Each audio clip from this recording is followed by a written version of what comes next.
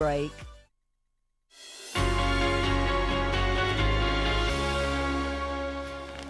Hi there, let's have a quick look at the papers this morning. The front page of the Times has Mitt Romney, those New Hampshire primaries. He seems to be coming to the fore as the Republican candidate. And the headline there, Osborne to raid 140 billion town hall pension pots. Looking at cuts being made there.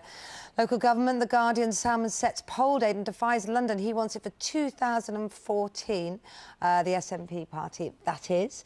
And actually London would like it earlier. They'd like, David Cameron said he'd like it within 18 months to have a Scottish referendum. That would be a massive change, yeah. won't it? It's a huge thing.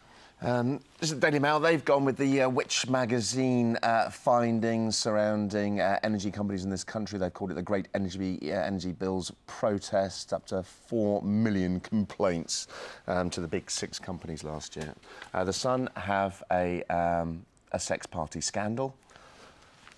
And the Daily Mirror, Simon Cowell on a boat with a diamond heiress. Graph. And no sign of his fiancée. No, that's what the speculation is there, but based on very little. The facts, I make no comment on it.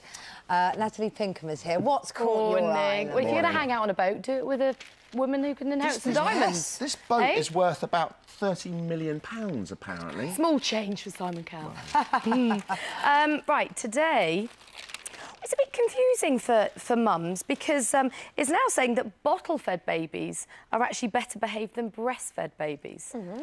It does go on to counter that by saying that breastfeeding is shown to protect against obesity, eczema, ear and chest and tummy bugs, and can reduce the mother's risk of some cancers. So I think the message is, perhaps don't get too carried away. Still, breastfeeding is still good. It's quite rich, isn't it, sometimes, formula, and they do tend to sleep longer during the night earlier on. And apparently that's what they say, is that true? I'll have to take your word They look on a bit dope. Well, Darcy used to just look like she'd had a full Sunday lunch if she ever had a waffle. Yeah. They do. That feeling. They do. Tape herself out, yeah. They do say that, that bottle-fed babies smile and laugh more. Oh, crikey. Do you know, it's a nightmare if you're mum, isn't it? I know lots of people are breastfeeding when they watch this show, actually. Lots of my friends say, oh, I already started watching you when, when I had a baby, was on maternity leave. And we're talking about that later on, aren't we? The whole nightmare of working out what to do if you're a new mum. Well, so many mixed messages, and I'm sure it's a scary time as it is, because you're always wanting to do the right thing. Now, this story's interesting. A dog can cause up to 2,000 family arguments in its lifetime. Really? Yeah. About what? Well, about things like who walks it, the vet bills, where the dog goes when you're on holiday, that sort of thing. Oh, that's quite complicated, isn't it? Because you always think that the dogs that people like you love dogs, don't you? Oh. Don't we all? Yes. I'm obsessed with dogs. I actually think do you row over them? Well, my parents have got a dog called Buddy, who's a complete nutter, and the other day he did jump up onto the kitchen table and eat 4 of those fat balls that Mum puts out for the birds. Oh, I know. Just swallowed them whole. Yeah. And that didn't really cause an argument, just caused hilarity in the house. Like, how is that dog still alive? He eats everything. It's a poor excuse to blame the dog, I think, for family arguments. Really? Yeah, that's clutching at straws. OK. But I also think dogs are very calming, aren't they? Because, you know, you get to stroke them and it's a stress relief. Yeah. So you might cause an argument, but then you help resolve it as well. Don't blame the dog. Don't blame the dog. Don't All right, blame the lovely. dog. And then my other story today is the fact that ladies in red have the power to stop traffic. Really? And they did a little experiment when women dressed as hitchhikers. I love what they put here.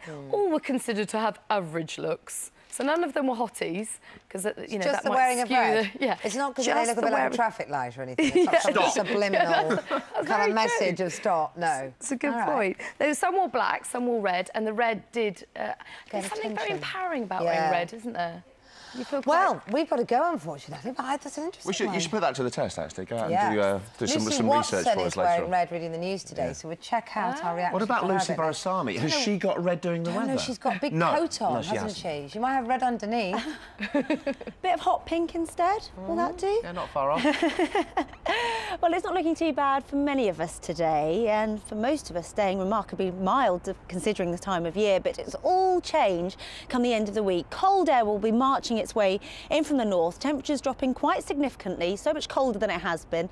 There'll be much lower temperatures for all of us. There'll be some sparkly sunshine by day, some frost and some freezing fog by night. This morning, well, a chance of some patchy light rain and drizzle through the northwest of England, parts of North Wales and North Midlands. Elsewhere, mostly dry and frost-free with a cloud cover, but it is chilly enough for maybe a touch of ground frost across the north initially, with the clearer skies here. Through the course of the morning, thick cloud for the Midlands northwards generally. We'll see some patchy light rain and drizzle through those central zones like you just saw on the latest radar. Those areas staying a little dull, damp and dreary, and here maybe some thick mist and fog around the higher ground. For the far north, the far south, mostly dry with the best of the breaks in the cloud through the south east, East Anglia, parts of the Midlands into the afternoon. Elsewhere, more cloud cover generally, and rain will really pep up across Scotland. Here, a drenching to end the day. Temperature-wise, well, staying mild for the time of year, just 10 or 11 degrees, not too bad at all.